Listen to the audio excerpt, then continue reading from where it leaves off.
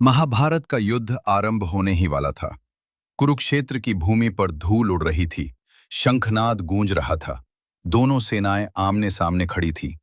अर्जुन अपने रथ पर खड़े थे, पर उनके हाथ कांप रहे थे। उन्होंने गांडीव नीचे रख दिया और श्री कृष्ण की ओर देखा। माधव, अर्जुन की आवाज भारी थी। क्या धर्म हमेशा जीतता है? कृष्ण ने रथ रोक दिया। मुस्कुराए नहीं, इस बार गंभीर थे। अर्जुन ने कहा, मेरे सामने मेरे गुरु हैं, पितामह हैं, अपने ही भाई हैं। अगर मैं जीत गया तो क्या मैं हत्यारा कहलाऊंगा? और अगर हार गया तो क्या मैं कायर कहलाऊंगा? बताइए माधव, सही क्या है और गलत क्या? कृष्ण ने आकाश की ओर देखा, मानो समय से बात कर रहे हों। फिर बोले, अर्जुन, तुम्हें लगता है केवल तुम ही संघर्ष कर रहे हो? अर्जुन चुप रहे। कृष्ण बोले, द्रौपदी ने सभा में अपमान सहा, लेकिन उसने प्रश्न नहीं छोड़ा।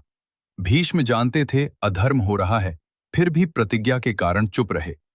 कर्ण जानता था वो गलत पक्ष में है, फिर भी कृतज्ञता के कारण खड़ा रहा।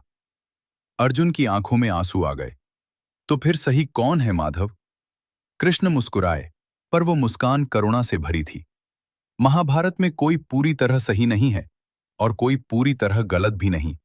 यहां केवल चुनाव है, और उन चुनावों की कीमत। अर्जुन ने कहा, लेकिन मैंने तो यह युद्ध नहीं चुना।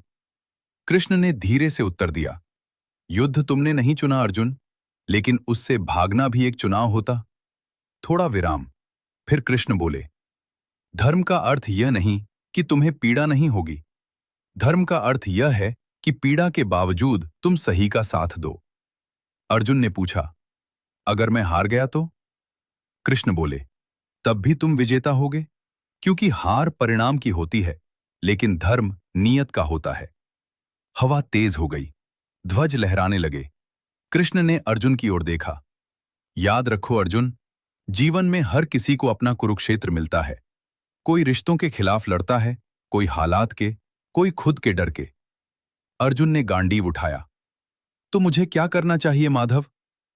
कृष्ण का स्वर दृढ़ हो गया, कर्म करो, फल की चिंता मत करो, क्योंकि जो अपने कर्तव्य से भागता है वो हारता है, और जो धर्म के साथ खड़ा होता है वो अमर हो जाता है। शंखनाद हुआ। अर्जुन ने धनुष चढ़ाया।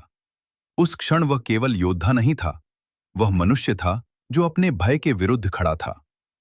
महाभारत किसी युद्ध की कहानी नहीं है, यह हर उस इंसान की कहानी है जो सही जानते हुए भी लड़ने से डरता है।